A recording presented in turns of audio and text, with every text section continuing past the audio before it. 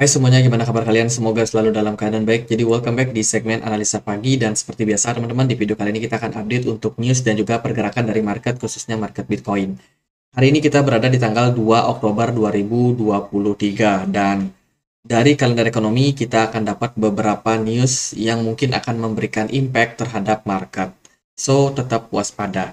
Nanti malam itu kita akan dapat data soal manufacturing, employment dan juga PMI.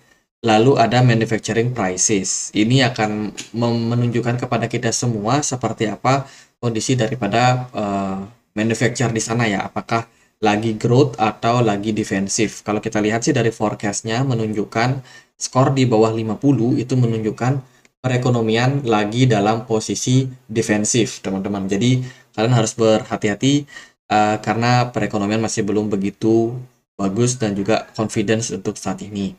Lalu nanti malam juga akan ada speech ya dari Jerome Powell sebagai chairman itu jam 10 malam, guys. Jadi kalau kita lihat kita belum tahu nih speech-nya akan apa, akan membicarakan apa, tapi yang pasti ini akan mungkin memberikan impact terhadap market karena dia dapat skor 3 bintang. Kemudian juga ada member yang lain dari Harker bakalan speech juga jam 10 malam hari nanti. Jadi waspada aja buat teman-teman yang mungkin trading di market entah itu komoditi ataupun di market kripto, market saham malam-malam nanti ya.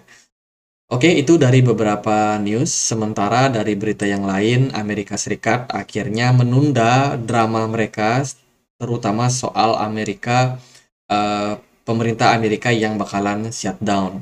Dalam kongresnya kemarin, Kevin McCarthy sama Joe Biden sama-sama memberikan pernyataan bahwa mereka sedang menunda terkait yang namanya mereka punya masalah terutama dari anggaran, teman-teman. Jadi yang dimaksud dengan shutdown ini bukan pemerintah Amerika Serikat kolaps ya, melainkan mereka belum menentukan anggaran nih dari DPR-nya, Kevin McCarthy selaku ketua DPR, kemudian juga dari presidennya yaitu Joe Biden belum mendapatkan kesepakatan dan kemarin mereka bersepakat bahwa mereka akan tunda ini dan mereka sudah menentukan total nominal anggaran sementara yang tentunya mereka akan kaji ulang nanti di bulan November. Jadi drama ini belum selesai, drama ini masih ditunda, teman-teman.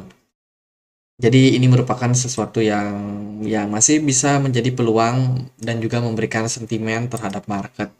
Ya, jadi ancaman penutupan pemerintahan Amerika Serikat tiba-tiba hilang pada Sabtu malam beberapa jam sebelum batas waktu tengah malam ketika Kongres menyetujui rancangan undang-undang pendanaan sementara untuk menjaga lembaga-lembaga tetap buka dan mengirimkan tindakan tersebut kepada Joe Biden untuk undang-undang paket yang terburu-buru mengurangi bantuan ke Ukraina.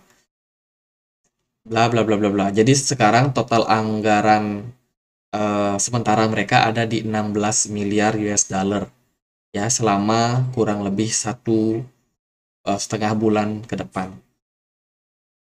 Gitu teman-teman, apakah ini akan positif atau enggak saya sendiri nggak tahu ke depannya gimana ya. Tapi kita akan lihat aja, nanti kita akan update juga teman-teman. Kemudian nih ada pergerakan dari wallet FTX. Kemarin terdeteksi beberapa Ethereum sudah moving, sudah berpindah dari wallet FTX exploiter ke wallet lain nih. Ini wallet pribadi. Ini tersebar di beberapa wallet ya, bukan di satu wallet teman-teman. Jumlah Ethereum yang ditransfer pun juga lumayan, sekitar 4,7 ribu Ethereum. Ini ada 1.500 Ethereum. Kemudian juga ada 2.500 dan bla bla bla bla. Ini banyak sekali. Dalam satu hari terakhir transfernya sudah sekitar 7 transaksi, teman-teman. Terakhir kali aktif itu di 6 bulan lalu ya. Tidak ada pergerakan dan sampai sekarang ini baru mulai muncul pergerakan lagi. Apakah FTX bakalan melikuidasi aset-aset yang mereka punya? Kita nggak tahu pasti, tapi waspada aja buat teman-teman, ini masih bisa menjadi sebuah ancaman nih. Sentimen negatif lah istilahnya untuk market kripto. Lalu ini ada data dari apa nih namanya yang lembaga riset ya yang teman-teman yang mana dia mengungkap nih di kuartal ketiga 2023 Global Web3 Security Statistic and AML Analysis. Ini memberikan data mereka terhadap ancaman-ancaman yang ada di market, terutama market yang berhubungan sama blockchain. Ternyata yang paling tinggi di kuartal ketiga itu adalah kasus hacking. Yang kedua ada rug pulls, token-token aneh, token-token micin. Dan yang ketiga ada masalah phishing. Ini adalah 3 hal yang menjadi ancaman di kuartal ketiga 2023.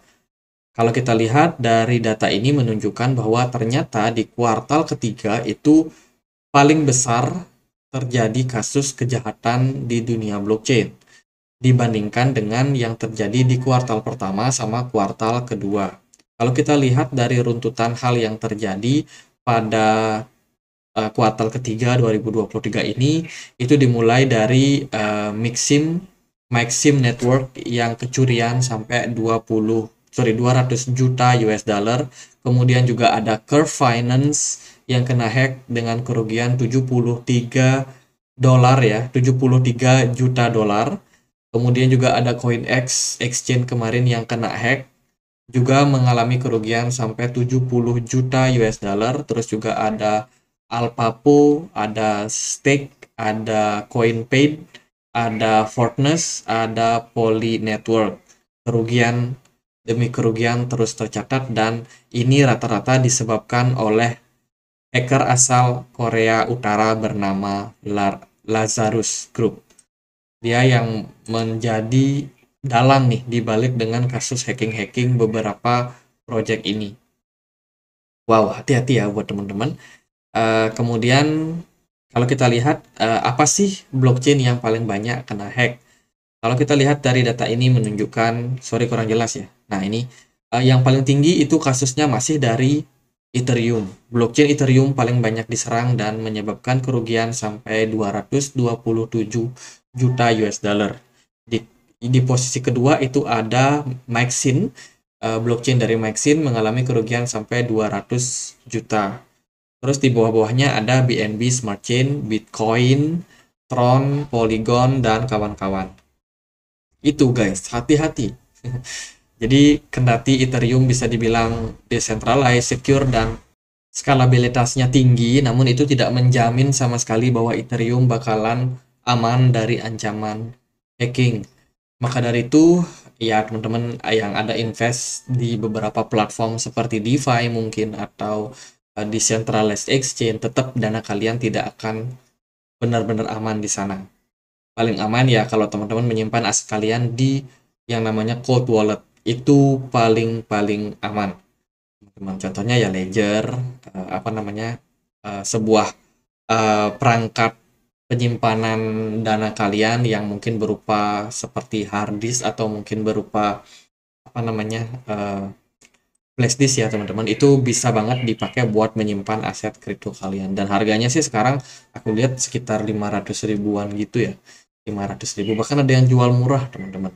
Seiring berjalannya waktu pasti nanti wallet kripto akan lebih murah lagi, tergantung siapa yang bikin, dan semakin banyak supply yang beredar tentunya mereka akan banting-bantingan harga. Itu sih teman-teman masalah-masalah yang ada di market.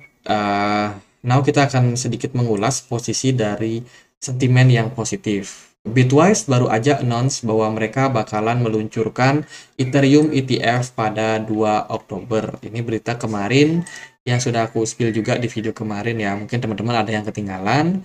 Jadi Bitwise ini punya 2 produk yang bernama Ethereum Strategy ETF sama Bitwise Bitcoin and Ethereum Equal Weight Strategy ETF. Jadi panjang banget ya namanya.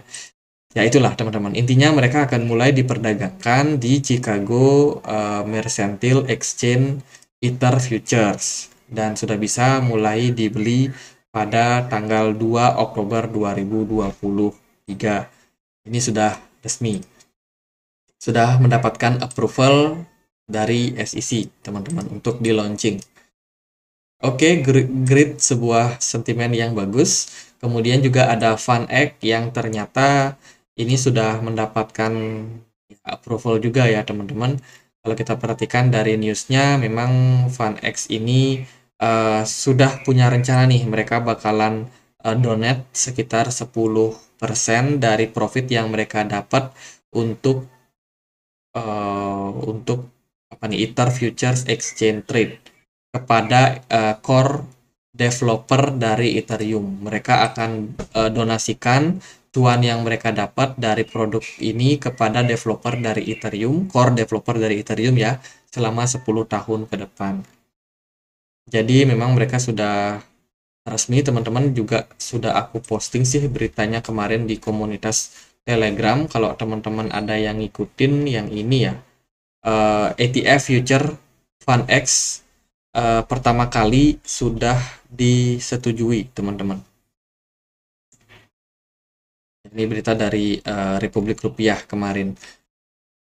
Itu sih beberapa news dan juga sentimen dari market, dan tentunya ini merupakan kesempatan kita nih buat memanfaatkan volatilitas. Kira-kira market bakalan bergerak kemana ya? Kalau kita perhatikan dari pergerakan Bitcoin kemarin bisa dibilang bergerak sideways aja, nggak kemana-mana. Dan hari ini market DXY bakalan open, guys. Sementara kalau kita lihat dari progresnya, pergerakan dari DXY so far ini masih dalam posisi atas ya, setelah kenaikan yang terus terjadi sejak bulan Juli 2023 kemarin sampai sekarang. DXY belum sama sekali membuat koreksi yang berarti.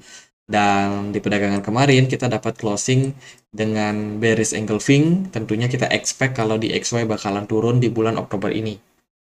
Kalau itu terrealisasi, maka sentimennya akan sangat baik untuk market market seperti gold ataupun Bitcoin, mungkin juga saham akan berimpact positif. Namun yang kalian harus waspadai adalah di posisi sekarang yield bond itu masih sangat-sangat tinggi. Kendati di XY-nya turun, namun sentimen daripada obligasi Amerika Serikat yang dapat yield masih tinggi itu masih sangat-sangat menarik untuk para investor. Artinya apa? Artinya masih ada kemungkinan orang-orang mengalihkan dana mereka dari saham, dari kripto itu untuk dibelikan bond atau obligasi pemerintah Amerika Serikat, baik yang jangka panjang, menengah, ataupun jangka pendek. Jadi itu bisa menjadi sebuah sentimen juga, karena volume perdagangan mungkin akan berimpact sama penurunan volume perdagangan. DXY bearish engulfing. Hopefully Bitcoin juga bisa meneruskan tren positif. Sementara kalau kita perhatikan closing time frame monthly ya di perdagangan kemarin itu so far ya oke ya teman-teman. Volume smart money-nya ada, namun volume perdagangan Bitcoin terus mengalami penurunan. Kalau kita lihat nanti pagi kita akan dapat closing time frame weekly. So far Bitcoin sudah mengalami sedikit kenaikan minggu ini dari 26.190 sudah naik sampai 27.113 seperti di harga saat ini. Dan tentunya ini belum merupakan sebuah konfirmasi kemana pergerakan berikutnya. Kalau kita perhatikan dari struktur market, sebenarnya Bitcoin ini lumayan bagus ya. Dia mampu mempertahankan area support di sini guys, di kisaran 25.000.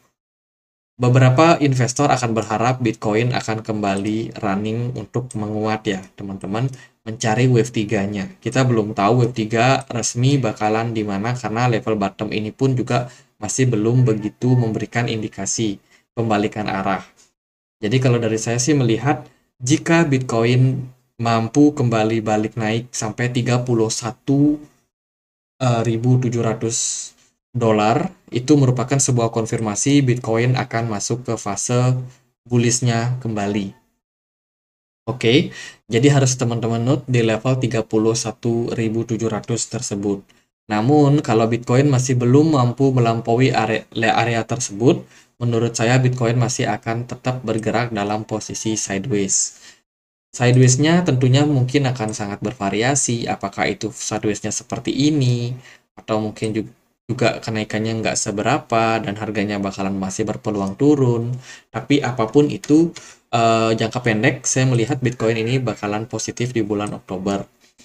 Kalau market mendukung ya tentunya. Kalau kita perhatikan juga di time frame 1 hari, sebenarnya sih pergerakan Bitcoin ini udah mulai stabil. Tidak ada selling pressure yang berarti selama beberapa waktu terakhir. Artinya seller masih cukup nyaman dengan posisi Bitcoin di harga-harga seperti sekarang ini. Dan kalau kita coba untuk lihat pola pergerakan dari Bitcoin, kalian masih harus waspada ya. Bitcoin ini ada indikasi membuat yang namanya descending triangle, teman-teman. Jadi ini segitiga gitu ya. Descending triangle, kalau teman-teman bingung,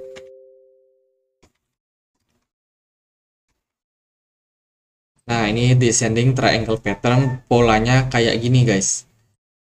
Nah ini ya, jadi waspada jika Bitcoin membentuk pola ini, teman-teman harus ya lebih sabar dulu sih teman-teman. Makanya kita butuh untuk melihat konfirmasi dulu Bitcoin ini mau bullish atau mau bearish, karena dalam posisi sekarang dia masih belum begitu jelas memberikan indikasinya. Tapi kalau menurut saya Bitcoin akan berpeluang untuk positif seiring jika DXY-nya mengalami penurunan. Gitu. Maka kalau hal itu terjadi, target kita adalah Bitcoin harus breakout dari level 28.000 dulu untuk memastikan Bitcoin ini berpeluang untuk kembali menguat mungkin sampai kisaran 31.700. Jadi level resistance pertama adalah di 28.000. Sementara level support konfirmasi ada di kisaran 25.000. Let's say kalau Bitcoin drop dari level 25.000, maka arah berikutnya berpeluang membuat Bitcoin akan mengalami koreksi yang lebih dalam. Kalau ekspektasi saya sih nggak dalam, kisaran 23.800 ya, bilanglah 24.000 sampai 22.000. Tapi kita juga masih harus waspada. Kenapa? Karena potensial turunnya mungkin bisa jadi lebih dalam dari yang kita prediksi. Nah, kalau kita coba cek dengan tarik garis, maka peluangnya dia untuk balik ke level support 19.000 nampaknya akan berpeluang juga, teman-teman. Maka dari itu ya harus waspada ya. Ini masih bisa sangat-sangat bermacam-macam skenario yang terjadi. Apalagi kalau kita lihat dari time frame daily, smart money belum begitu interest untuk masuk ke market Bitcoin. Oke, mungkin gitu buat Bitcoin. BTC dominance-nya kemarin sempat turun, tapi ini udah mulai sedikit, kayaknya mulai ada pembalikan arah ya teman-teman. Koin yang menarik buat diperhatikan ada ARB, udah mulai breakout dari level apa namanya level resistance teman-teman, dan sekarang sudah menjadi level supportnya. Kemudian yang menarik lainnya itu ada Kaspa, mungkin bisa dipantau juga nih Kaspa. Lalu ada Matic, naik lumayan sekitar 5% ya teman-teman. Dia membentuk pola ascending triangle dan baru aja breakout. Kemudian Solana juga boleh dipantau, tapi Solana udah capai target sih ya, inverted head and shoulders, dan kita juga udah bahas di video yang kemarin. Ya itu sih beberapa altcoin yang bisa teman-teman pantau. Jadi gitu aja buat pembahasan Bitcoin kali ini. Kita akan lihat kemana marketnya. Ya mungkin akan liar di awal perdagangan, jadi hati-hati sama volatilitas.